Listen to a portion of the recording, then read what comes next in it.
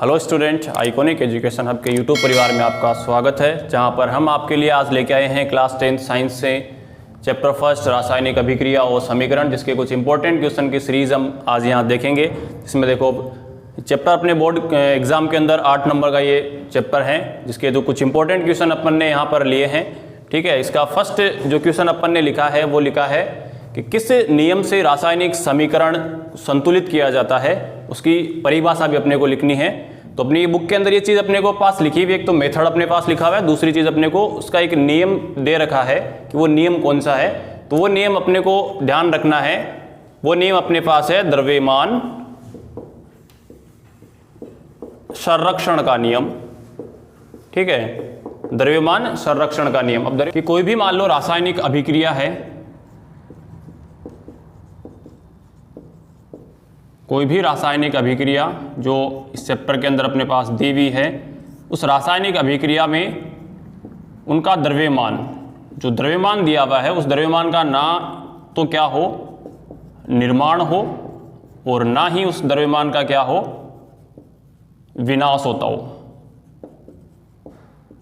ठीक है, ना ही उस द्रव्यमान का निर्माण होता हो और ना ही उस द्रव्यमान का विनाश होता हो, तो उसे अपन क्या बोलेंगे, द्रव्यमान संरक्षण का नियम बोलेंगे। ठीक है, छोटा क्वेश्चन है, 1 नंबर का क्वेश्चन अपने को पूछा जा सकता है।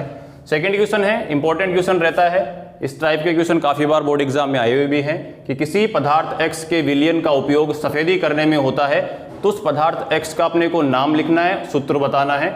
और दूसरा क्वेश्चन इसी के अंदर लिखा हुआ है कि उस पदार्थ की, जो X पदार्थ अपने को दिया हुआ है, उसकी जल से अभिक्रिया अपने को लिखनी है, तो उस पदार्थ का नाम जो सफेदी करने के काम में आता है नॉर्मली।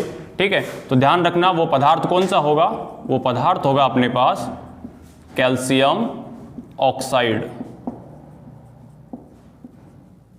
ठीक है, और इसका फॉर्मूला जो है वो होता है CaO। कैल्शियम ऑक्साइड जो है, इसका सूत्र जो है वो होता है CaO। और इस पदार्थ की अगर अपन जल से अभिक्रिया करवाते हैं, मतलब इस कैल्शियम ऑक्साइड की अगर अपन जल से अभिक्रिया करवाते हैं, तो जल का फॉर्मूला होता है H2O। इसकी अभिक्रिया करवाते हैं तो इससे अपने पास जो प्रोडक्ट बनता है वो प्रोडक्ट बनता है CaOH का होल ट्वाइस, जिसे अपन बोलते हैं कैल्शियम हाइड्रोक्साइड।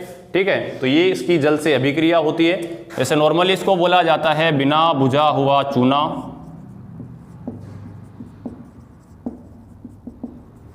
अगर साधारण नाम देखें तो इसे अपन बोलते हैं बिना बुझा हुआ चूना, और इसकी जल से अभिक्रिया अपन करवा देते हैं तो ये बन जाता है बुझा हुआ चूना।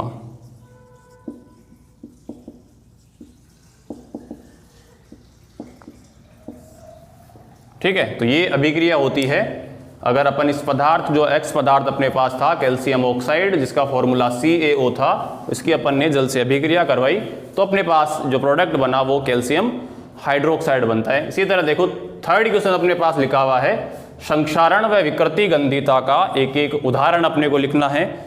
संक्षारण और विकृति गंधिता है, इनके एग्जाम्पल अपने को पूछे जा सकते हैं। अभी अपनी बुक में दोनों क्वेश्चन अपने को दिए हुए हैं, वैसे छोटे इंपॉर्टेंट क्वेश्चन के रूप में रहते हैं। अब जैसे संक्षारण अगर अपन देखें तो संक्षारण किसी भी, मान लो कोई धातु होती है, कोई मेटल होता है, उसके ऊपर कोई परत चढ़ जाती है, वो संक्षारण होता है। जैसे इसके अंदर जो एग्जाम्पल अपन लेते हैं वो नॉर्मली अपन लिख सकते हैं, जैसे लोहे पर जंग लगना, क्योंकि जब लोहे पे जंग लगती है तो उसके ऊपर एक ब्राउन कलर की अलग से अपने को परत है वो दिखने लग जाती है। तो किसी भी चीज़ के ऊपर या किसी भी मेटल के ऊपर अगर कोई परत चढ़ जाती है तो उसे संक्षारण बोलते हैं। और सेकंड अपने को इसके अंदर उदाहरण जो पूछा है वो पूछा है विकृति गंधिता का। ठीक है, विकृति गंधिता क्या होती है कि जो भी तेल युक्त जो खाद्य सामग्री होती है, जैसे आलू के चिप्स वगैरह नॉर्मली अपन देखते हैं, ठीक है, तो उनके अंदर उनको मतलब उसके अंदर से ऑक्सीजन है वो तो हटाई जाती है और उसके अंदर नाइट्रोजन गैस है वो डाल दी जाती है। ठीक है, जिसकी वजह से वो खराब नहीं होती, उनकी गंध है वो चेंज नहीं होती, स्वाद उनका चेंज नहीं होता है। तो इसके अंदर अगर एग्जाम्पल अपने को लिखना है तो इसके अंदर अपन आलू की चिप्स का वाला एग्जाम्पल इसके अंदर ऐड कर सकते हैं कि आलू की जो चिप्स होती है, चिप्स का जो पैकेट होता है, पैकेट में नाइट्रोजन गैस डालना। ठीक है, नाइट्रोजन गैस अपन इसके अंदर नाइट्रोजन गैस अगर डाल देते हैं तो प्रतिओक्षीकारक हो जाता है। प्रतिओक्षीकारक होने से उसकी गंध है या फिर उसका जो स्वाद है, जो टेस्ट होता है, वो उसका चेंज नहीं होता है। ठीक है, तो ये इसके अंदर एग्जाम्पल इसके हो सकते हैं। फोर्थ क्वेश्चन अपने पास है कैल्शियम कार्बोनेट के उसमें वियोजन की रासायनिक अभिक्रिया लिखिए। सबसे पहले अपन को पता होना चाहिए कैल्शियम कार्बोनेट का फॉर्मूला क्या होता है। ठीक है, तो कैल्शियम कार्बोनेट होता है CaCO3, जिसको उष्मा देने पर, ठीक है, थोड़ी बहुत अगर उष्मा अगर उसको देते हैं तो ये क्या होता है, CaO प्लस CO2 के अंदर ये टूट जाता है। ठीक है, इसका विघटन हो जाता है, ये अपने पास एक प्रोडक्ट बनता है जिसको अपन बोलते हैं कैल्शियम ऑक्साइड। ठीक है, कैल्शियम ऑक्साइड और कार्बन डाइऑक्साइड गैस के रूप में ये टूट जाता है। ठीक है, तो ये कैल्शियम कार्बोनेट की उसमें वियोजन की अभिक्रिया होती है। ठीक है, जो वियोजन अभिक्रिया का एक प्रकार है, वियोजन अभिक्रिया जैसे अपन ने 3 प्रकार की देखी है कि वियोजन अभिक्रिया 3 प्रकार की होती है, ये उसी का ही पार्ट है कि नॉर्मल क्वेश्चन है 1 नंबर के अंदर ये क्वेश्चन नॉर्मल पूछा जाता है, MCQs के अंदर भी इंपॉर्टेंट रहता है ये क्वेश्चन।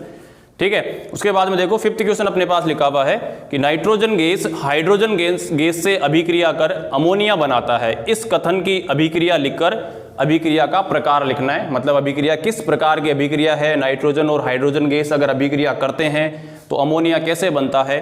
ठीक है, वो चीज अपन देखते हैं। देखो नाइट्रोजन गैस जो है, नाइट्रोजन गैस होता है N2 से अपन लिखते हैं, साथ ही जो हाइड्रोजन है उसको लिखा जाता है H2 से। ठीक है, जब ये आपस में अभिक्रिया करते हैं तो अमोनिया बनता है, अमोनिया का फॉर्मूला होता है NH3। ठीक है, NH3 अमोनिया का फॉर्मूला होता है।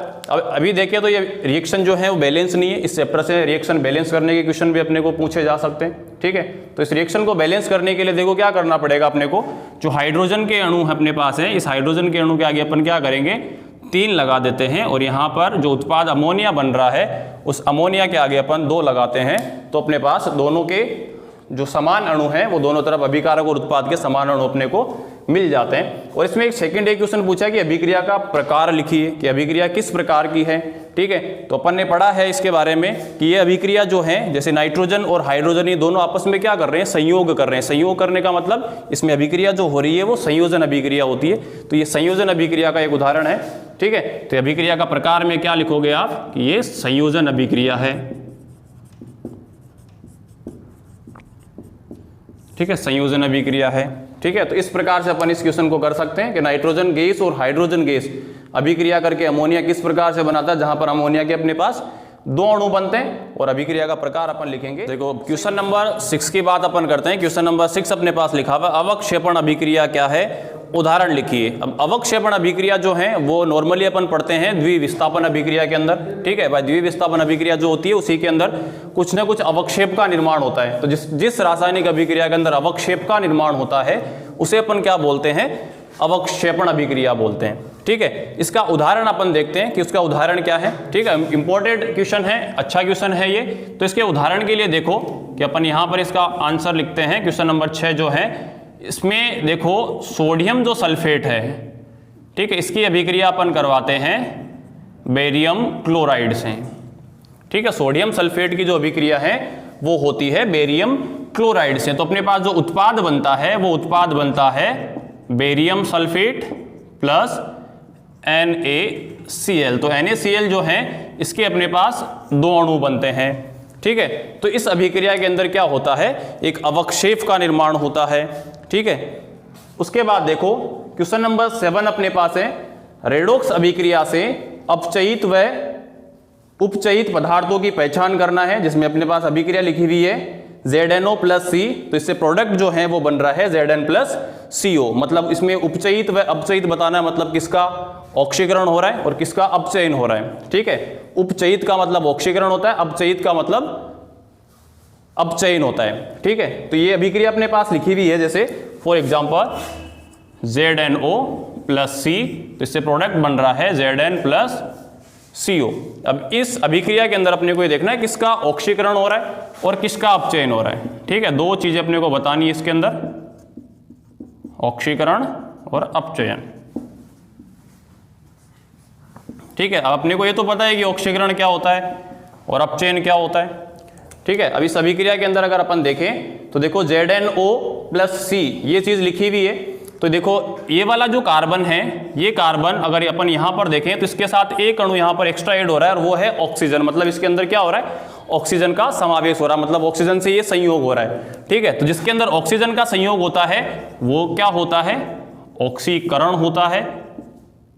ठीक है, तो मतलब इसके अंदर अपन लिख सकते हैं कि इसके अंदर कार्बन का CO, कार्बन मोनोऑक्साइड बोलते हैं CO को, तो कार्बन का कार्बन मोनोऑक्साइड के अंदर क्या हो रहा है, ऑक्सीकरण हो रहा है। तो सेकेंड चीज अगर अपन देखें तो यहां पर था ZnO और यहां पर उत्पाद के अंदर अगर अपन देखें तो उत्पाद के अंदर ये बन रहा है Zn, मतलब यहां से ऑक्सीजन क्या हो रहा है, बाहर निकल रहा है। ठीक है भाई, ऑक्सीजन रिड्यूस हो रहा है यहां से, तो ऑक्सीजन अगर बाहर निकलता है तो वो अभिक्रिया होती है अपचयन अभिक्रिया।